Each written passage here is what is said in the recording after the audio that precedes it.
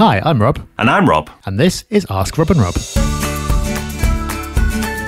Hello everyone and welcome to Ask Rob and Rob, the show where you get your questions in and we get our answers out, and wow, that does feel good. We do it every single Tuesday, we've done it hundreds of times now, but that's because we love it and you've got lots of questions. So let's keep those questions coming in. Let's remind you how to get involved. Yep, just give us a call on 013 808 0035, that's 013 808 0035, or you can head over to propertyhub.net/ask. Leave us a voicemail via either of those methods, sit back patiently and we will furnish you with an answer. So let's get into the show and do that right now for Sam.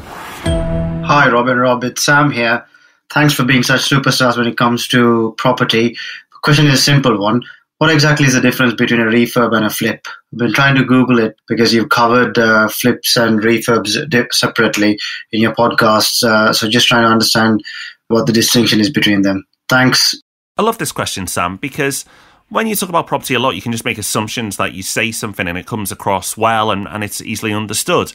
And actually, the more experienced you become in property, the higher the chance that you just talk about terms like flipping and refurbing and just assume that people understand. So I really do thank you for the question because I think you're going to help a lot of people out today.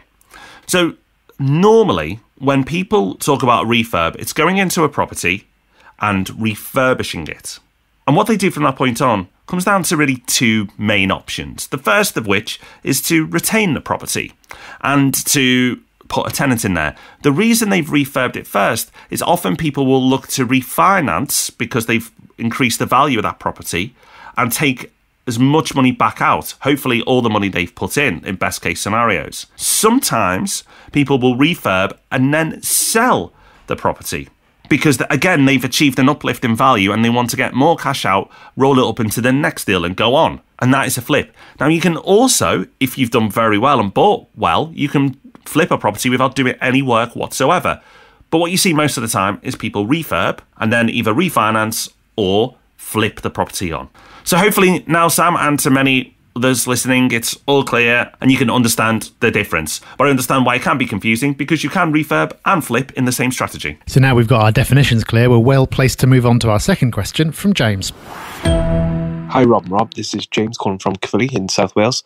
As a surveyor myself, I've been interested in a flipping strategy, and I've always wondered at what point below market value, percentage-wise, would you consider a biting point? Hope you can help me, and thanks for the podcast. Thank you. James, this is a tricky question to answer, but an important one. And it's, again, one where we need to be clear about definitions. And a definition that's very difficult to pin down or to get people to agree on is below market value. And I'll give you an example of that. Say you've got two properties next door to each other. One just sold for £100,000. The other you could buy for £90,000. Is it below market value? Well, you'd think so, but if it needs £10,000 spending on it, then it's clearly not below market value, because by the time you add up the purchase price and the works that need doing, you get to the same price. What if you could buy it for £85,000, but it needs £10,000 spending on it? Well, then it seems like it is below market value because there's a £5,000 profit in there. But is anyone really going to do all that work and go to all that effort for a £5,000 difference when they could have just bought the one next door and not had to do any of that? Maybe someone would, but you're on slightly shaky ground trying to claim that that property is below market value. Now, of course, if you could buy that property for £50,000, clearly it would be, because then even by the time you factored in the work and the effort involved, there is a big profit margin in there. So the reason I run through all that is that when you're buying a property to flip, there normally, but not always, as Rob's just said, will be some element of refurb involved. And to work out if a property is below market value in the first place, you need to know how much that refurb is going to cost and then add it on to the price you're paying. And that's not an easy thing to do, because when you're trying to cost a refurb, there's lots of margin for error.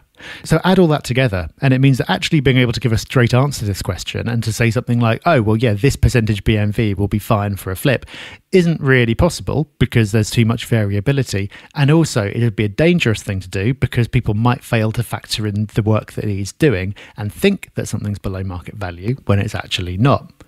The solution to that is to turn it on its head and instead work backwards from what you think you could sell the property for. So don't start out by thinking about what you'll be paying for it at all. Think about, by the time you've done the work that you plan to do, what do you think you'll be able to sell the property for? Then you can deduct from that selling price the costs that you think you're going to incur. Then you can deduct the profit that you want to make.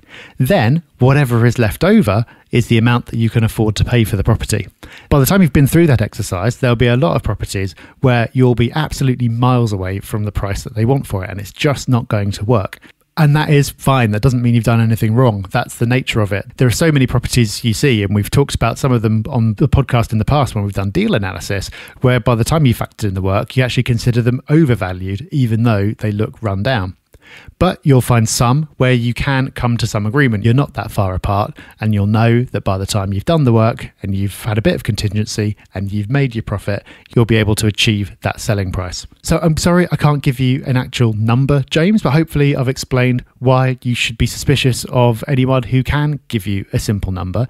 And if you approach it the other way around instead, I think you'll find it's a safer way of making sure that you don't overpay and you end up getting that profit you need at the end, which after all is the whole point. So that's us done. 2 more questions, 2 more answers. We'll be back next Tuesday with another episode, and of course back with the main event, the Property Podcast, on Thursday. Until then, everyone, take care, have fun, bye-bye. Bye-bye.